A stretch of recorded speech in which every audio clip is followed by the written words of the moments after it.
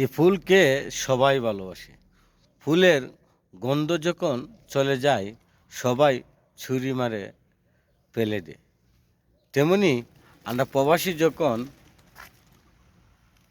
টাকা পয়সা মানুষকে দান দক্ষিণা করতে পারি, তখন সবাই একটা প্রবাসীকে ভালোবাসে।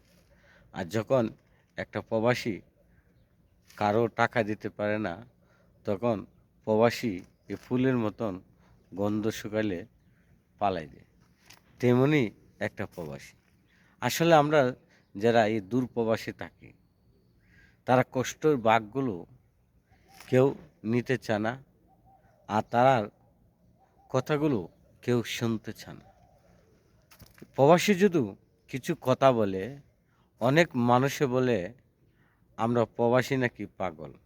অনেক কেউ মন্তব্য করে, হেরা হায়া দুনার কাম নাই, কামলার বাচ্চা কাম করে, বিভিন্ন ধরনের কথাবার্তা বলে। ভাই, প্রবাসীর প্রতি আপনার এত হিংসা কেন? একটু কি ভালোবাসা দেওয়া যায় না? আমরা একটা দূর প্রবাসে থাকি। আজকে যদি আমরা প্রবাসে না থাকতাম, আপনার মতন মানুষ কখনো মানুষ হতে পারলেন না। কারণ আপনার না থাকে আপনার ভাই প্রবাসে আছে, আপনার ভাই না থাকে আপনার বাপ আছে, আপনার বাপ না আছে আপনার বোন আছে, আপনার আত্মীয় স্বজন সবাই আছে। যখন আপনি একটু বেসাবাদ পড়ে যান, তখন এই সময় ঠিকই একটা প্রবাসী দ্বারে এবং প্রবাসী পরিবারের দাসে গিয়া আমার ভাই ৫,০০০ টাকা নাহলে ১০,০০০ টাকা নাহলে ৫০,০০০ টাকা নাহলে ১,০০,০০০ নাহলে ২,০০,০০০ টাকা দিয়ে আমাকে সাহায্য করো। তখন তো ভাইয়া প্রবাসীর কথাটা মনে পড়ে না।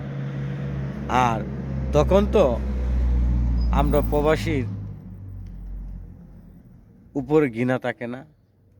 যখন নদী পার হয়ে যায়, তখন প্রবাসীর প্রতি সবাই ঘৃণা থাকে।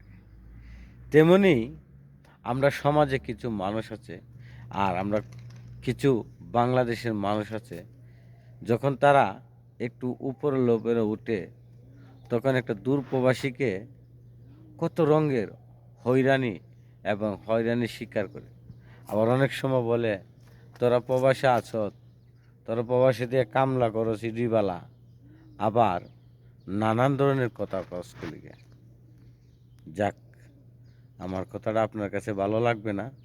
আর যদি প্রবাসী হিসাবে আমার কথাগুলো আপনার পছন্দ হয়ে থাকে, তা আমার একটা ইউটিউব চ্যানেল আছে, এটা সাবস্ক্রাইব করে রাখবেন আর একটা কমেন্ট করে পাশে থাকবেন।